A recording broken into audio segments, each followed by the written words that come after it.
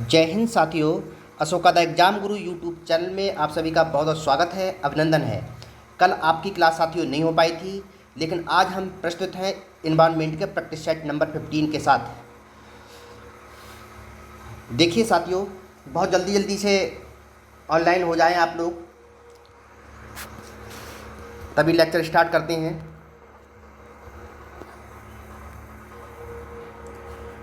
ठीक है, देखते हैं पहला क्वेश्चन आपकी स्क्रीन पर साथियों आ चुका है और यह है कुकुरमुत्ता। और कुकुरमुत्ता को बोलते हैं मशरूम की खेती उपयोगी नहीं होती। किसके लिए उपयोगी नहीं होती है? सस्य रोगों के जैविक नियंत्रण में, बायोगैस उत्पादन में, कृषि अपशिष्ट के पुनर्चक्रण में, कैंसर के निवारण में। देखिए, सबसे पहले तो आपको जानना होगा, ये जो कुकुरमुत्ता या मशरूम है, ठीक है, ये नमी वाले स्थानों पर होती है। कैंसर की दवाइयाँ इससे बनती हैं, कृषि अपशिष्टों का पुनर्चक्रण में ये बहुत ज़्यादा सहायक होती है, बायोगैस भी बनती है इससे। लेकिन सस्य रोगों के जैविक नियंत्रण में ये काम नहीं आती है। तो आपका जो ऑप्शन सही है वो पहला वाला सही हो जाएगा साथियों। इसके अलावा क्वेश्चन नंबर 2 देख लेते हैं। पृथ्वी शिखर सम्मेलन, जिसको अर्थ समिट कहते हैं, हुआ था कहाँ हुआ था? बहुत जल्दी से ट्राई करेंगे सभी लोग। कहाँ हुआ था साथियों? Chicago, Adelaide, Tokyo, Rio de Janeiro. देखिए, ये जो शिखर सम्मेलन आपका अर्थ समिट है, आपका रियो डी जेनेरियो में हुआ था। कहाँ पर हुआ था? Rio de Janeiro. और ये आपका कहाँ पर है? ब्राज़ील में है। ब्राज़ील जो है साउथ अमेरिका का सबसे बड़ा कंट्री है। और रियो में जो अर्थ समिट आपका हुआ था या पृथ्वी शिखर सम्मेलन हुआ था, इसका सबसे मेन जो मोटो था पर्यावरण एवं विकास का था। ठीक है, क्या था? पर्यावरण एवं विकास। नेक्स्ट देखिए साथियों, एक अंतर्राष्ट्रीय आंदोलन जिसका उद्देश्य पर्यावरण की समस्या से संबद्ध होकर विश्व को बचाना है, कौन सा है? Green field, clean and green peas या उक्त सभी? बहुत जल्दी से रिप्लाई करेंगे साथियों। एक अंतर्राष्ट्रीय आंदोलन जिसका उद्देश्य पर्यावरण की समस्या से संबद्ध होकर विश्व को बचाना है। तो देखिए, एक पर्यावरण है इंटरनेशनल एनजीओ। इंटरनेशनल एनजीओ का मतलब हो गया non governmental organisation. International NGO है जिसका मतलब है नॉन गवर्नमेंटल एनजीओ, गैर सरकारी पर्यावरण संगठन। और इसकी स्थापना क्या थी साथियों? 1969 में हुई थी इसकी स्थापना। कनाडा तथा अन्य मतलब देशों की मदद से हुई थी। 55 देशों में इस समय में इसका जो है कार्यालय बने हुए हैं साथियों, इंटरनेशनल एनजीओ के। तो ये पर्यावरण की सुरक्षा से संबंधित एक एनजीओ है जिसका नाम जिसको ग्रीन पीस कहते हैं। जिसको क्या कहते हैं साथियों? ग्रीन पीस कहते हैं। इसका उद्देश्य है पर्यावरण शांति। क्या उद्देश्य है साथियों इसका? पर्यावरण शांति।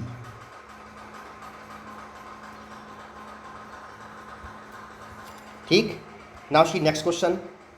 भारत में पारिस्थितिक असंतुलन के निम्नलिखित में से कौन सा एक प्रमुख कारण है? मरुस्थलीकरण, वनोन्मूलन, बाढ़ एवं अकाल, निम्नलिखित में से कोई नहीं। भारत में पारिस्थितिक असंतुलन का कारण क्या है? देखिए, बाढ़ एवं अकाल है, वनोन्मूलन भी है, लेकिन सबसे ज़्यादा मेन क्या पूछा गया है? प्रमुख कारण पूछा गया है। प्रमुख कारण क्या होगा इसमें? मरुस्थलीकरण होगा। प्रमुख कारण आपका एक ही होगा, मरुस्थलीकरण। ठीक है साथियों। Now see next question. निम्न में से दक्षिण भारत की सबसे लंबी नदी कौन सी है? दक्षिण भारत की नदियों में कौन कौन सी नदियाँ आती हैं साथियों? कौन कौन सी नदियाँ आती हैं साथियों? महानदी, गोदावरी, कृष्णा, कावेरी, नर्मदा, ताप्ती प्रमुख नदियाँ आई हैं। महानदी, गोदावरी, कृष्णा, कावेरी, नर्मदा और ताप्ती। इन नदियों की अगर बात करेंगे तो सबसे जो लंबी नदी है वो नदी है आपकी सेकंड नंबर वाली गोदावरी नदी। दक्षिण भारत की गंगा ब्रतगंगा के नाम से जानी जाती है। इसकी लंबाई है 1450 65 किलोमीटर। कितनी लंबाई साथियों? 1465 kilometre. Now see next question. हाँ, तो इसमें सही क्वेश्चन आपका हो जाएगा गोदावरी। कौन सा हो जाएगा? गोदावरी। ठीक। Now see next question. Ozone स्तर में सबसे बड़ा छिद्र कहाँ पाया गया है? ओजोन स्तर में अगर छिद्र की बात आएगी तो सबसे बड़ा छिद्र जो है आपका अंटार्कटिका महाद्वीप पर पाया गया साथियों। कहाँ पर पाया गया? अंटार्कटिका महाद्वीप पर पाया गया। और अंटार्कटिका महाद्वीप आपका रहा बिल्कुल दक्षिणी ध्रुव पर, यहाँ पर। ठीक है, तो यहाँ पर जो आंसर आपका हो जाएगा वो हो जाएगा अंटार्कटिका महाद्वीप। Now see next question. जलवायु न्याय की अवधारणा का संबंध किस सम्मेलन से है? जलवायु न्याय की अवधारणा का संबंध किस सम्मेलन से है? बहुत जल्दी से रिप्लाई करें। लीमा जलवायु सम्मेलन, डरबन जलवायु सम्मेलन, पेरिस जलवायु सम्मेलन, या इनमें से कोई नहीं। बहुत जल्दी से रिप्लाई करें।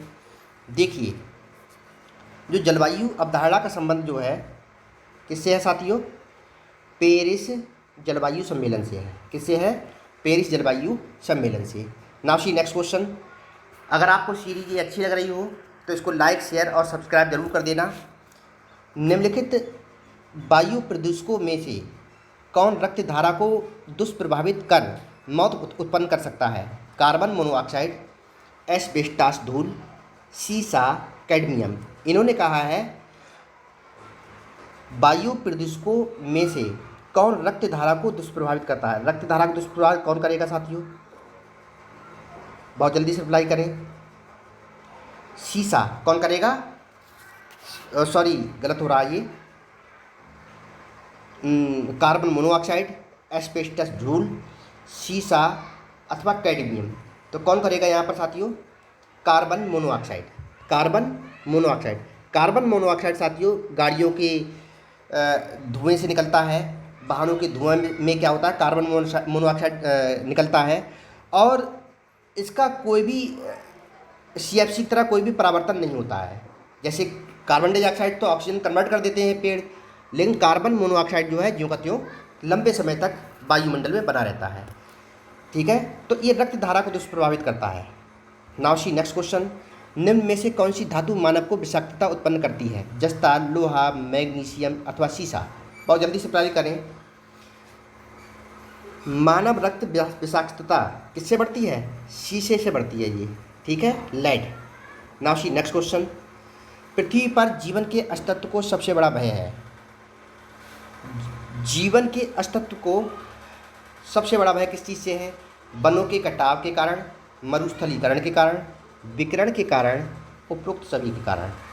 देखिए, सभी का जो है, सभी का कहीं ना कहीं महत्वपूर्ण योगदान है। सबसे भय है, लेकिन यहाँ पर क्वेश्चन पूछा गया है सबसे बड़ा भय। क्या पूछा गया है? सबसे बड़ा भय। जब सबसे बड़े भय की बात आ जाएगी तो आपको कोई एक ही चुनना पड़ेगा। और इस समय में सबसे बड़ा भय साथियों ये है, देखो वनों का कटाव तो बहुत समय से हो रहा है, मरुस्थलीकरण भी बहुत समय से हो रहा है, लेकिन जहाँ विकिरण की बात है, पृथ्वी पर विकिरण की समस्या जो है, विकिरण इतनी तेज़ी से फैल रहा है टेलीकॉम कंपनीज़ के माध्यम से, अन्य भी बहुत सारी चीज़ों के माध्यम से, तो बिजली उपकरणों के माध्यम से क्या हो रहा है? विकिरण बहुत तेज़ी से फैल रहा है और ये जो है जीवन के अस्तित्व के लिए सबसे ज़्यादा भयंकर है। Now see next question. DDT की सांद्रता का उच्चतर पोषण स्तर में बढ़ता संग्रह कहलाता है। जहाँ तक DDT की बात है, ये एक पोषण स्तर से दूसरे पोषण स्तर में जब बढ़ता है तो कई गुना बढ़ जाती है विषाक्तता। ठीक है, तो एक क्या कहलाता है? जैविक आवर्धन कहलाएगा। क्या कहलाएगा साथियों? जैविक आवर्धन कहलाएगा, इसका जो संग्रह होता है। ठीक है, जब ये DDT की सांद्रता है, ये जब एक जीव से दूसरे जीव में परावर्तित होती है, ट्रांसफ़र होती है, तो पहले से दूसरे में जाते समय 10 गुना बढ़ जाती है। ठीक है साथियों। Now see next question. निम्न में से किसे प्राकृतिक प्रदूषक कहते हैं? धुआं, जल की आग, वायुमंडलीय नाइट्रोजन, या इनमें से कोई नहीं। निम्न में से किसे प्राकृतिक प्रदूषक कहेंगे? प्रकृति में प्रदूषक कौन कौन हो सकता है? धुआं हो सकता है, जलवायु में नाइट्रोजन। अब वायुमंडल में नाइट्रोजन तो ऑलरेडी है, धुआं भी है, लेकिन अगर प्रदूषक की बात करेंगे तो प्राकृतिक प्रदूषक में आपका आ जाएगा जंगल की भी आग। जंगल में जो आग लगती है अपने आप से लग जाती है, वही प्राकृतिक प्रदूषक है। बाकी धुआं और वायुमंडलीय नाइट्रोजन तो एक वायुमंडल का हिस्सा ही है एक तरीके से। ठीक है साथियों। Now see next question. अखबार में कौन सा विषैला तत्व पाया जाता है? कहते हैं अखबार में रोटियां या गर्म खाना रख के नहीं खाना चाहिए। या अखबार में जो इंक लगती है उसमें कौन सा प्रदूषक जो है सबसे ज़्यादा मात्रा में होता है, जो कि बहुत ज़्यादा खतरनाक होता है, कैंसर कारक भी होता है? कौन है? शीशा। सॉरी, शीशा है, मैंने पारा लगा दिया है, शीशा। ठीक साथियों, सेकंड नंबर वाला। नाउ सी नेक्स्ट क्वेश्चन, रक्त कैंसर किस औद्योगिक रसायन से होता है? रक्त कैंसर के लिए सबसे ज़्यादा जिम्मेदार औद्योगिक रसायन है वो है बेंजीन। कौन सा है साथियों? Benzene. Now see next question, Japan में 1953 में होने वाली मिनीमाता व्याधि जिसमें की मछलियां संक्रमित हुई थी किस पदार्थ के आधिक्य के कारण हुआ था? देखिए, सबसे पहले जानना पड़ेगा ये मिनीमाता व्याधि। मिनीमाता व्याधि का मतलब है जापान में एक खाड़ी का नाम है जिसका नाम मिनीमाता है। इसमें मछलियाँ होती हैं, मछलियाँ पकड़ी जाती हैं यहाँ से, और पारा उनके शरीर में ज़्यादा पहुँचने से, पारे की मात्रा ज़्यादा पहुँचने से क्या हुआ, उन मछलियों को खाने वाले लोगों के लिए मिनीमाता रोग हो गया। ठीक है, एक रोग हुआ जिसको मिनीमाता कहा गया। ठीक साथियों, तो मछलियाँ किससे बीमार हुई साथियों? पारे से बीमार हुई, और पारा उन मछलियों को जिन लोगों ने खाया उनके शरीर में पारा पहुंच गया। इस प्रकार से जो रोग हुआ उसको मिनीमाता कहा गया। और ये कहाँ पर है, कहाँ की खाड़ी है? मिनीमाता रोग कहाँ से शुरू हुआ साथियों? जापान से शुरू हुआ है। कहाँ शुरू हुआ है? जापान से शुरू हुआ है, जापान।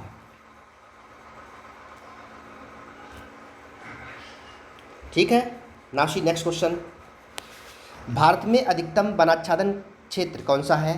संरक्षित वन, आरक्षित वन, परिबद्ध वन, उपरोक्त सभी। देखिए, भारत में अधिकतम वनाच्छादन क्षेत्र की अगर बात आएगी तो वो आ जाएगा आपका संरक्षित वन।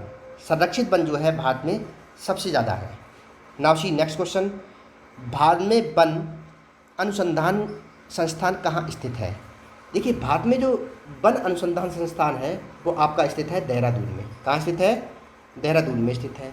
नेक्स्ट क्वेश्चन साथियों, क्वेश्चन नंबर 18, पेड़ पौधे प्रदूषण को घटाते हैं क्योंकि वे अवशोषण करते हैं। Sulphur dioxide, carbon dioxide, carbon monoxide, या कोई नहीं? देखिए, पेड़ पौधे प्रदूषण घटाते हैं और वे अवशोषण करते हैं। क्या चीज़ अवशोषण करते हैं? जो जीव जंतुओं द्वारा श्वसन क्रिया के दौरान छोड़ी गई गैस है जिसको बोलते हैं कार्बन डाइऑक्साइड। क्वेश्चन नंबर 18 के लिए ऑप्शन 2 इज राइट आंसर। ठीक है, नेक्स्ट क्वेश्चन, भारत के निम्नलिखित क्षेत्रों में से किस एक में मैंग्रोव वन, ठीक है साथियों, सदापर्णी वन, पर्णपाती वनों का संयोजन है? मोस्ट इंपॉर्टेंट क्वेश्चन है साथियों। मैंग्रोव वन, सदापर्णी वन, पर्णपाती वनों का संयोजन है, मतलब ये तीनों प्रकार के वन जो है एक ही स्थान पर पाए जाते हैं। जगह का नाम बताइए। उत्तर तटीय आंध्र प्रदेश, दक्षिण पश्चिम बंगाल, अंडमान एवं निकोबार द्वीप समूह, दक्षिणी सौराष्ट्र। बहुत जल्दी से रिप्लाई करें। तीनों प्रकार के वन, मैंग्रोव वन, सदापर्णी वन तथा पर्णपाती वन कहाँ पाए जाते हैं? अंडमान निकोबार द्वीप समूह में।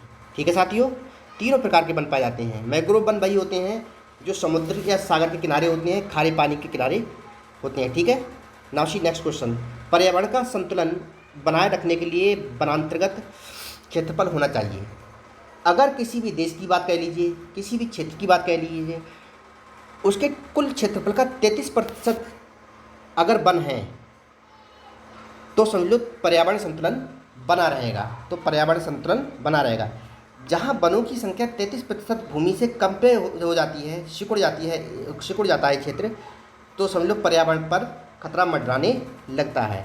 देखिए, दुनिया के सबसे बड़े वन जो है अमेजन के जंगल हैं और उनका भी कटान बहुत तेज़ी से हो रहा है इस समय में। ठीक है, जहाँ से पृथ्वी की 20 से 30% जो है ऑक्सीजन प्राप्त होती है।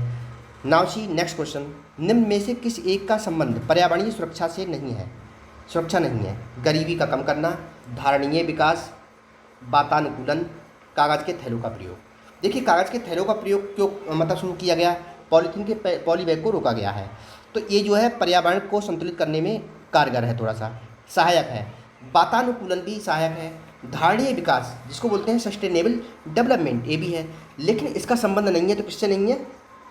गरीबी से नहीं है, गरीबी कम करने से नहीं है। ठीक है साथियों, नाउ सी नेक्स्ट क्वेश्चन, पर्यावरण विश्व पर्यावरण दिवस कौन सी तारीख को मनाया जाता है? देखिए विश्व पर्यावरण दिवस जो बहुत ज़्यादा पूछे जाने वाला क्वेश्चन है और ये 5 जून को मनाया जाता है, ये अभी निकला है 5 जून, ठीक है। नाउ सी नेक्स्ट क्वेश्चन, संयुक्त राष्ट्र संघ ने वर्ष 2002 को किसका अंतर्राष्ट्रीय वर्ष घोषित किया है? संयुक्त राष्ट्र संघ ने वर्ष 2002 को किसका अंतर्राष्ट्रीय वर्ष घोषित किया है? स्वच्छता वर्ष, वन संरक्षण वर्ष, सतत विकास का वर्ष, मृदा संरक्षण वर्ष। क्वेश्चन 23 में बताइए कौन सा आंसर ठीक हो गया। ठीक है साथियों, देखिए आजकल जो जोर दिया जा रहा है गवर्नमेंट की तरफ से, वो क्या दिया जा रहा है बताइए साथियों? सतत विकास, जिसको बोलते हैं सस्टेनेबल डेवलपमेंट, ठीक है। जो स्थायी विकास की ओर बात है उस पर जो है दबाव दिया जा रहा है और उसकी तरफ फोकस किया जा रहा है सरकारों के द्वारा। नाउ सी नेक्स्ट क्वेश्चन, पर्यावरण एक अविभाज्य समष्टि है जिसकी संरचना होती है। पर्यावरण एक ऐसी अविभाजित समष्टि है जिसकी संरचना किससे होती है? भौतिक, जैविक एवं सांस्कृतिक तत्वों वाले पारस्परिक क्रियाशील तंत्रों से होती है। ठीक है साथियों, तो आपका जो है option second is right answer for question number 24। ठीक है। नाउ सी नेक्स्ट क्वेश्चन, हम समझते हैं आप सभी को बहुत अच्छे से समझ में आ रहा होगा। अधोलिखित में से भौतिक वातावरण का तत्व नहीं है?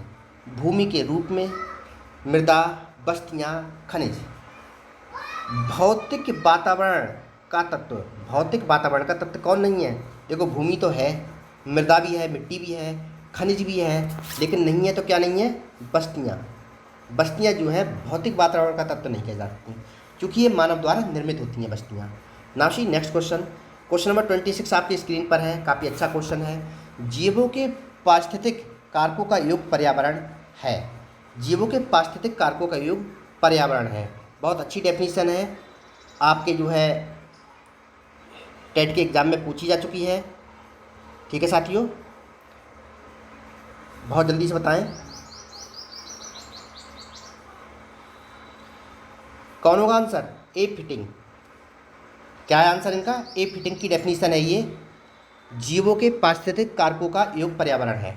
नाउ सी नेक्स्ट क्वेश्चन 27, वनों को काटने का परिणाम होता है मिट्टी का क्षरण एवं अनियंत्रित बाढ़, वर्षा और नमी में वृद्धि, उष्णता में वृद्धि, उपरोक्त सभी। बहुत जल्दी से अप्लाई करें क्वेश्चन नंबर 27।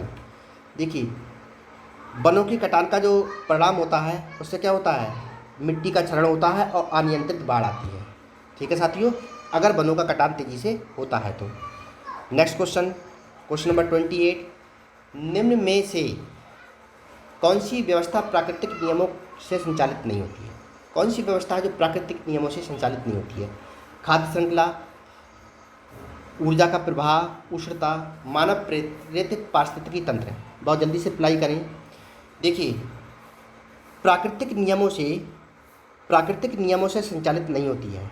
देखो खाद्य श्रृंखला तो होती है, क्या होती है? खाद्य श्रृंखला होती है, ऊर्जा का प्रवाह होता है, उष्णता भी होती है, लेकिन एक ये जिसे कहते हैं मानव प्रेरित पारिस्थितिकी तंत्र है। ठीक है, ये प्राकृतिक नियमों से संचालित नहीं होता है। ठीक है, मानव प्रेरित पारिस्थितिकी तंत्र ये मानवीय क्रियाकलापों के अनुसार होता है। ठीक है। नाउ सी नेक्स्ट क्वेश्चन, कृत्रिम वर्षा के लिए मेघ बीजन के लिए प्रयुक्त रसायन होता है। कई बार मैंने रखा है टेस्ट में और ये इसका आंसर हुआ आपका सिल्वर आयोडाइड। क्या होगा साथियों? Silver iodide. बहुत अच्छा क्वेश्चन है ये, मोस्ट इम्पॉर्टेंट है। नेक्स्ट इम्पॉर्टेंट क्वेश्चन, आर्सेनिक द्वारा जल प्रदूषण सर्वाधिक है। आर्सेनिक जिसको बोलते हैं संख्या, क्या बोलेंगे साथियों? संख्या बोलेंगे।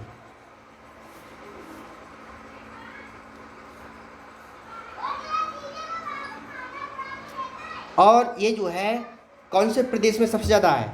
पश्चिम बंगाल में सबसे ज़्यादा है। और पश्चिम बंगाल में भी एक मतलब सिटी का नाम है जिसको बोलते हैं कोलकाता। कोलकाता में संख्या बहुत ज़्यादा है पानी में मिला हुआ, जिसको आर्सेनिक कहते हैं। ठीक है साथियों, इस प्रकार से आपका EVS का आज का प्रैक्टिस सेट पूरा हुआ और यहाँ पर ये आंसर की मैंने रख दी है। आज का प्रैक्टिस सेट साथियों कैसा रहा आप हमें कमेंट बॉक्स में ज़रूर बताएं। यदि कोई सुझाव हो तो उसको भी अवश्य बताएं। ठीक है साथियों, आज के लिए इतना ही। जय हिंद, जय भारत।